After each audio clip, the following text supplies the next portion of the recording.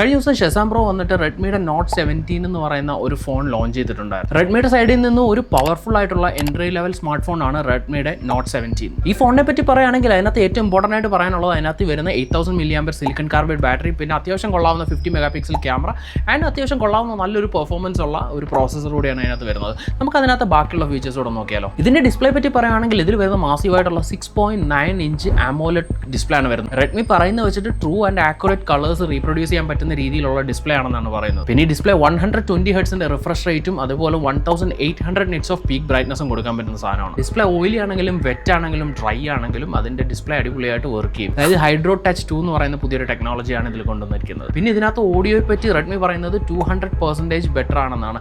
ഡയറക്ഷനും ഡെപ്തും ഒക്കെ പക്ക ക്ലിയർ ആയിരിക്കും. നമുക്കിനി ഗെയിമിങ്ങിനാണെങ്കിലും ശരി മൾട്ടിമീഡിയ പർപ്പസിനാണെങ്കിലും ശരി ബെസ്റ്റ് ഓഡിയോ ആയിരിക്കും ഇതിൽ നിന്ന് വരുന്നത്. പിന്നെ പെർഫോമൻസ് ലെവലിൽ നോക്കുവാണെങ്കിൽ സ്നാപ്ഡ്രാഗണിന്റെ 4 Gen 4 ആണ് വരുന്നത്. ലേറ്റസ്റ്റ് ആയിട്ടുള്ള മോർ അഡ്വാൻസ്ഡ് ആയിട്ടുള്ള ഒക്ടാ കോർ പ്രോസസർ ആണ് ഇതിൽ വരുന്നത്. ഗെയിമിങ്ങിനായിക്കോട്ടെ അല്ലെങ്കിൽ നമ്മുടെ മൾട്ടി ടാസ്കിങ് പോലുള്ള കാര്യങ്ങളായിക്കോട്ടെ ലാഗ് ഒന്നും ഇല്ലാത്ത സ്മൂത്ത് എക്സ്പീരിയൻസ് ആയിരിക്കും ഈ ഒരു പ്രോസസർ തരുന്നത്. പിന്നെ ഇനി ക്യാമറയെ പറ്റി പറയുകയാണെങ്കിൽ ഇന്റലിജന്റ് ഇമേജ് പ്രോസസിംഗ് അതേപോലെ തന്നെ ബെറ്റർ ആയിട്ടുള്ള അഡ്വാൻസ്ഡ് ആയിട്ടുള്ള ഓട്ടോ ഫോക്കസിംഗ് കൊടുക്കാൻ പറ്റുന്ന 50 മെഗാ പിക്സലിന്റെ ക്യാമറ ആയിരിക്കും ഇതിലുള്ളത്. ബ്രൈറ്റ് ആയിട്ടുള്ള ക്ലിയർ ആയിട്ടുള്ള ലോ ലൈറ്റ് പെർഫോമൻസ് കൊടുക്കാൻ പറ്റുന്ന ഒരു ക്യാമറ കൂടിയാണ്. ഇതിനകത്ത് ഒരു ഡ്രോബാക്ക് ആയിട്ട് എനിക്ക് ഫീൽ ചെയ്യുന്നത് ഇതിന്റെ വീഡിയോയുടെ കേസിൽ ഫുൾ HD മാത്രമേ റെക്കോർഡ് ചെയ്യാൻ പറ്റൂ. ആൻഡ് 8 മെഗാ പിക്സലിലെ ഒരു സെൽഫി ക്യാമറ കൂടി ഇതിന്റെ കൂടെ വരുന്നുണ്ട്. ആൻഡ് ഡ്യൂറബിലിറ്റിയെ പറ്റി പറയുകയാണെങ്കിൽ നല്ല സ്ട്രോങ് ആയിട്ടുള്ള റീഇൻഫോഴ്സ്ഡ് മെറ്റീരിയൽ വെച്ചിട്ടാണ് ഈ ഒരു ഡിവൈസ് ഉണ്ടാക്കിയിരിക്കുന്നത്. ദാറ്റ് മീൻസ് നമ്മൾ ഡെയിലി നമുക്ക് കിട്ടുന്ന നോക്ക് തട്ടലും മുട്ടലും സ്പ്ലാഷസും ഡസ്റ്റും ഒന്നും ഇതിനെ കാര്യമായിട്ട് ബാധിക്കത്തില്ല. ഗൊറില്ല ഗ്ലാസ് 7i പ്രൊട്ടക്ഷനും വരുന്നുണ്ട്. അതേപോലെ തന്നെ ingress protection IP65 dust and water resistance ആണ് ഇതിൽ വരുന്നത്. ഷവോമിയുടെ HyperOS 3 ആണ് ഇതിൽ വരുന്നത്. അതായത് അവർ പറയുന്നത് 2032 വരെ ഇതിന് നമ്മളൊന്നും പേടിക്കേണ്ട ആവശ്യമില്ല. 4 years ഓഫ് OS അപ്ഡേറ്റും 6 years ഓഫ് സെക്യൂരിറ്റി അപ്ഡേറ്റും അവർ പ്രൊവൈഡ് ചെയ്യുന്നുണ്ട്. പിന്നെ ഡിവൈസ് വരുന്നത് 3 കളർ ഓപ്ഷൻസിലാണ്.